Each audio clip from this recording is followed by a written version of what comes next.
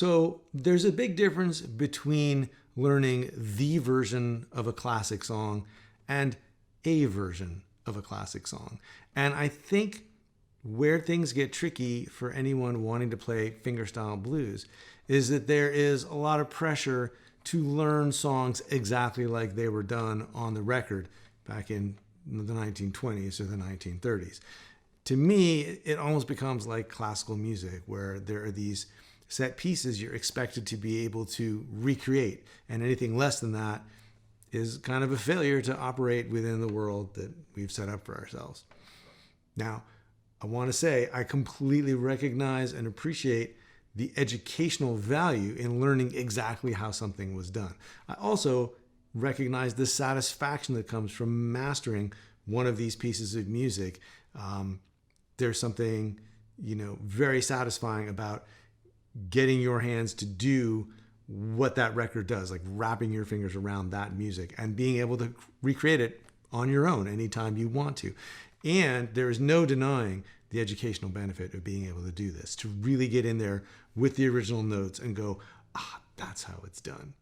But there's a difference between playing that specific version as a learning process and playing a version of the song as your own creative process.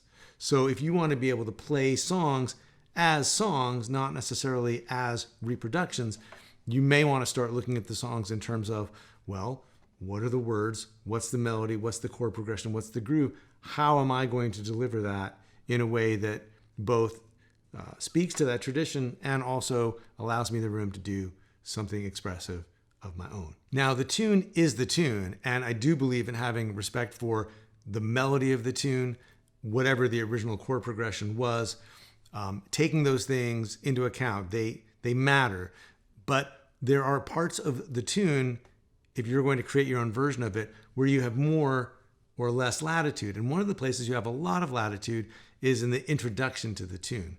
And the introduction to the tune can be some kind of short repeated figure where you're basically operating outside the actual song itself. You're setting up the tune. And whatever you come up with for this intro, you can also use as a kind of a vamp in the middle of the tune as a way to sort of, catch your breath before embarking on, say, a solo or another verse. And it can also work in a modified way as a kind of outro. And so I often use the word vamp as a catch-all for any of these kind of moments at the beginning, middle, and end of the tune. And it's one of the places where you can start to come up with your own things, even as you respect the basic outlines of the song itself. So in this lesson, I want to show you 4 simple steps you can start to take to come up with your own kinds of things that you can use to wrap around the tune and bring some of your own personality to it.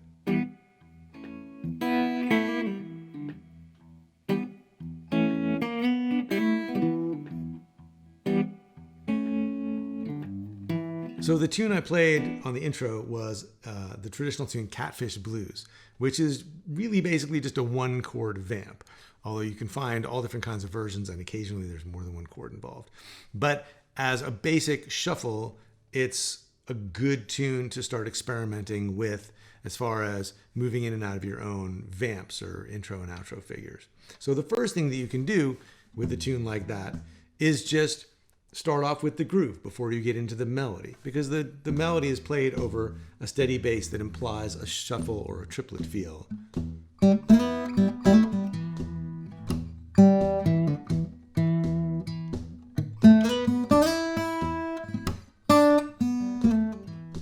and a 2 and a 3 and a 4 and a 1 and 2 and 3 and 4. Shuffle feel. So the first thing you can do is just pull it back to the bones and use that as a way to set things up. Just the thumb playing the quarter notes, and then the index finger playing roots on the 4th string at the 2nd fret on the offbeats or the and. So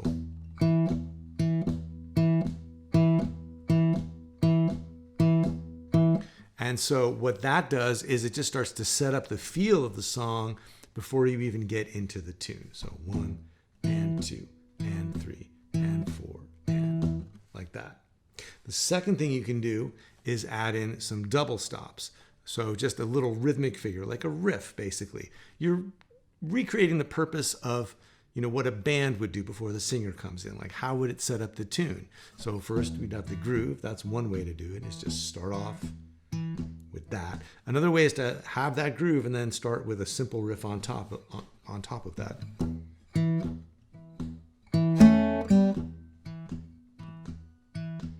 One and two and three and four and one.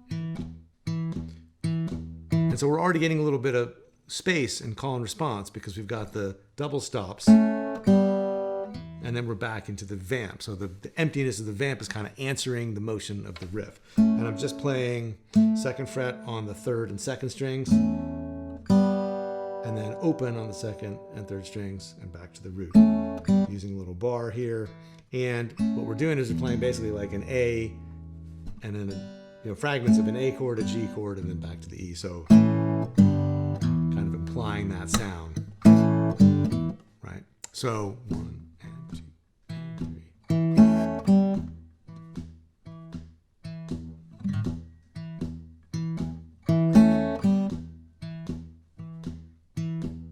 So that's the second thing you can do, is add double stops in to the basic groove. Now, as a sort of addendum to that, you could play the double stops more frequently on every bar.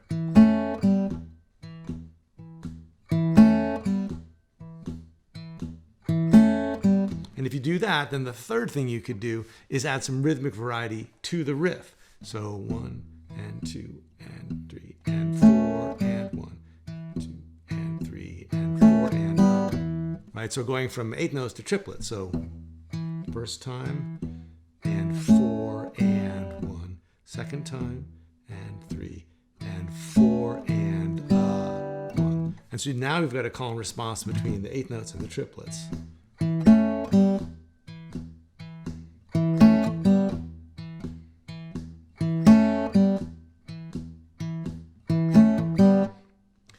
And after that, the fourth thing we can do is answer the chord riff, the double stops riff, with some kind of single note lick. So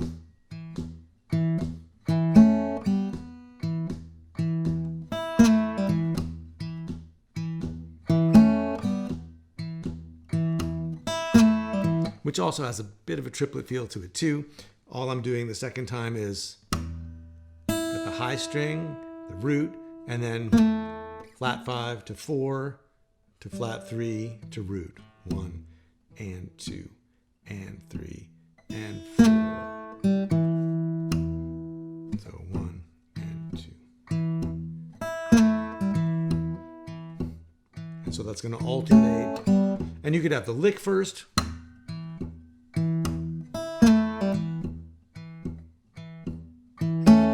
Or you could start with the vamp, with the double stops.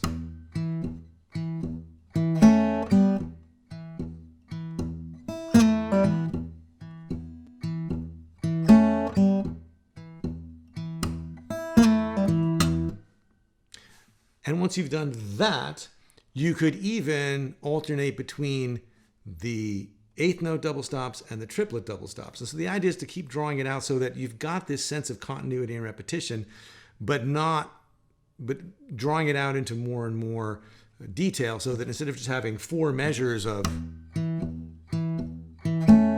the same thing, which sometimes is cool and works out nicely, now we could have this alternation between eighth note double stops, answer with the lick, triplet double stops, answer with the lick. And so now we've got this one long arc instead of this thing that keeps happening over and over.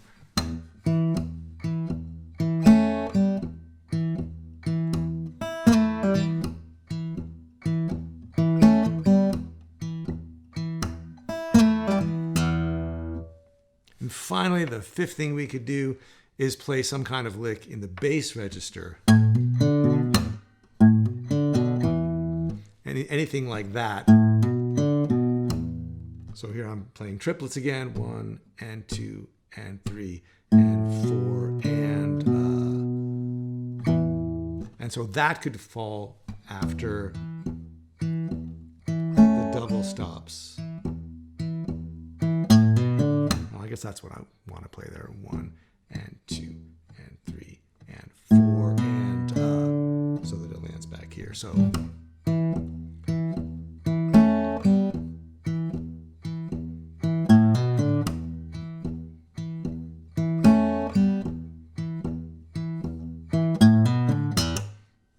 and with that, you could also now alternate what lick you play. So you could play the eighth note double stops. You could answer it with that high blues lick in the upper register. Then you could play the triplets. And then you could answer that with the bass. So now it really is just 4 different things, which are all related and connected, but they create this sense of motion and development.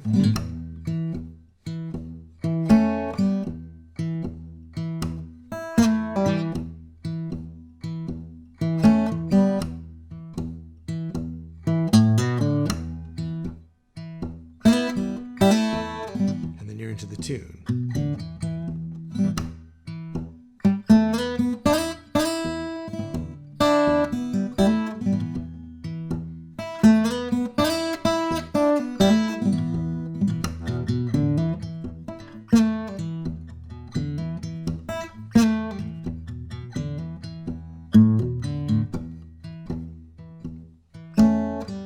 Before you go to the next verse, you have your vamp.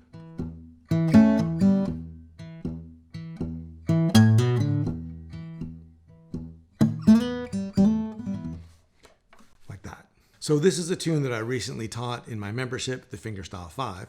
So if you're interested in learning an entire arrangement of Catfish Blues, how to develop your own vamps and solos and complete arrangement around this tune, I encourage you to check out the ongoing organized lessons in my membership, the Fingerstyle 5, at the link below or the link on screen. And don't forget that on April 22nd, I will be teaching Freddie Green Voicings for the Blues, how to use swing guitar voicings to play in the traditional swing style. That's happening on April 22nd, and there is information about that at the link below as well. So if you got a question or comment about today's lesson, please leave it down below. I would love to hear from you. And as always, thanks for watching, and I'll see you next time.